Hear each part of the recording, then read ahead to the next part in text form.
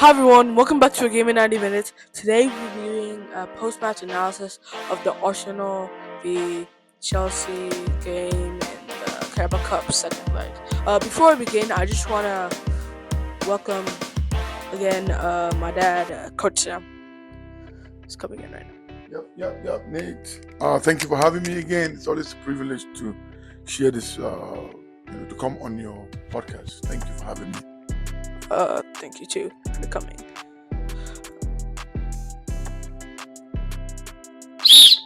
Game starts. Arsenal and Chelsea have been in the game, me watching it. I've noticed that they were taking a lot of shots like outside of the box. The key Robert Sanchez and Kepa made some great saves today. I think it could have been a more scoring game, but the keepers did a good job. I'd say that.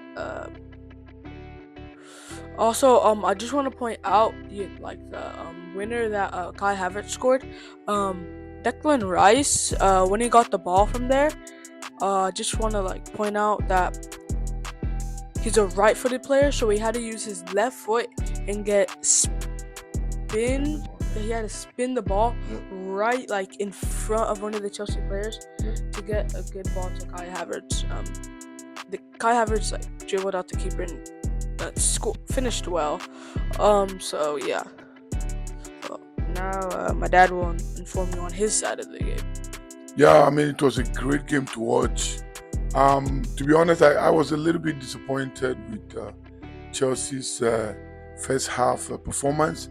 I thought Chelsea were going to come out and attack, but when I saw their formation, they played a 3-5-2. Without the ball, they were playing 5-4-1. That's a very defensive formation style. So I thought in that first half, Arsenal played much better. But again, as an Arsenal fan, I'm happy we won. And please, I've been seeing a lot of negative comment towards Chelsea and their coach. Come on, man, guys. He's just been there, I think, for a month now. Yeah. And he deserves time. Yes, he's a young coach, not a lot of experience, but he deserves time. You know, if you look at the stats of the game, Chelsea had more possession. So, again, I'm happy that we made it to the final, and I'm hoping we beat Man City. I'm looking forward to that final because the last time I think Arsenal played the final was the FA Cup final against Chelsea in 2020. So please, players, we've worked hard to get to this final. You know, let's get the job done against City. Let's get it done. Yeah. Okay, so that's all I got for the first half. So halftime. This time around, the producer Mom will be asking me and my dad some questions to have some both sides of the game. All right, Coach Sam and 90, thank you for allowing me on your show. So my question is, a lot of people are saying Arsenal is boring. And if they win, the Premier League is boring. Or if they win, there's so many titles, that they're up for and they're running for. So what do you say to that? I'll start with you, 90, and then Coach Sam. I think if you notice, everyone who's saying that is not an Arsenal fan.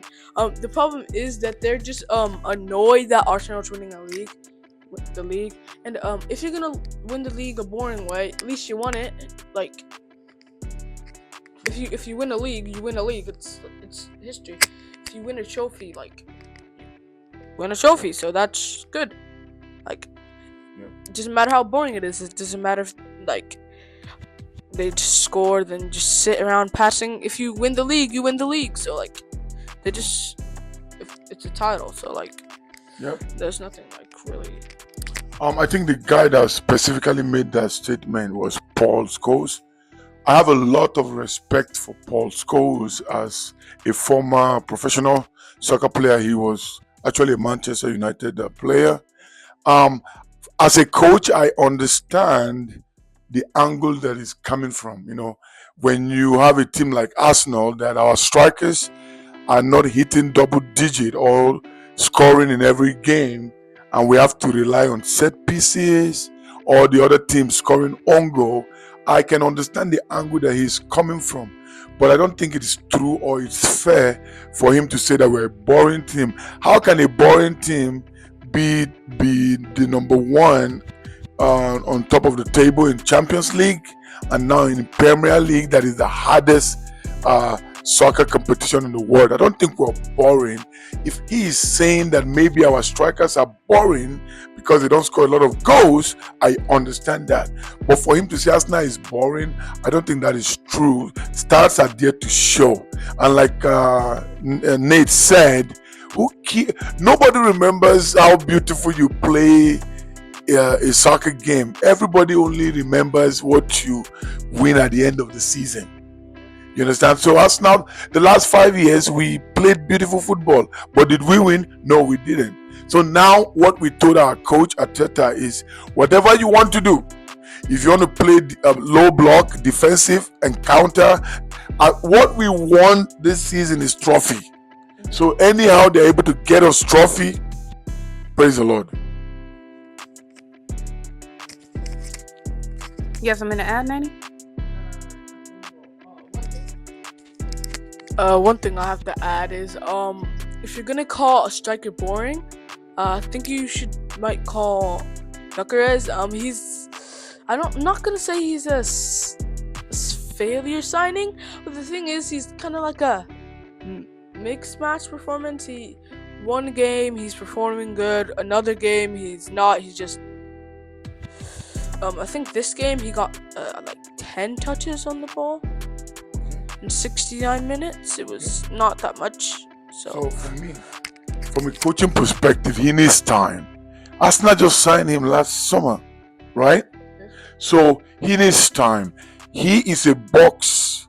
He's a player that when you bring in the cross in the box, he can score with his head. He can score with his. If you watch him when he was playing for Sporting Lisbon, right? Yeah, Sporting. He scored a lot of goals because the way they set up, they brought in a lot of crosses. But he needs time to adapt to the way Arsenal play. Arsenal is more like a tiki-taka kind of soccer team. So I think it's too early to judge him. Let's give him time. He has a lot of potential.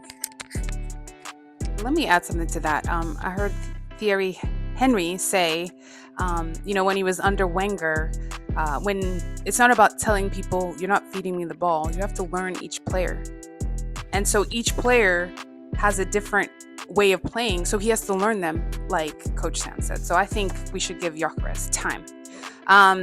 So final question for this game, the leg 2, how excited have you felt that Arsenal has pushed through to a final?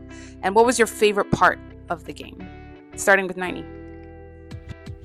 Honestly, my favorite part of the game wasn't the Kai Havertz goal. It was actually like the saves in the game. I remember watching one of the like extended highlights. Remember watching it. It was the save that Kepa made shot by Enzo Fernandez. Like the commentator's voice, Enzo Fernandez. It was just like, and then he saved it. I was just thinking in my head, what if he scored that? Like, how would the commentator act? But like, that's honestly my favorite part of the game. For me as a coach and as a fan, is a clean sheet. And so for you to have a clean sheet, that means the defenders did their job. And most importantly, like he said, the goalkeeper, the saves for me were fantastic. And that's why I said, I don't think it's fair that people are hard on Chelsea. I don't think they did bad. Maybe the first half, like I said, they didn't do well. So my favorite part was, of course, the clean sheet. And I'm happy really for Kai because he's been out for so long. And then for him to get that goal, for me, that's kind of also like my favorite part. I love the intensity, the way Arsenal played, the mentality, the way they started the game. And then for me, also the highlight for me was Kai is getting that goal. You know, he's been out for so long, and just to see him get that goal, that will really help his confidence. And we are going to need him because the season is still long. We have Champions League, Premier League, and what do you call it, Carabao Cup, right? Final. So, yep. For me, that's my favorite part. Also to add to the final, it's not sincerely, it's gonna be a tough battle against City. That's gonna be a great one to watch. That's all I have for today. So, but this time my dad's gonna do the whistle.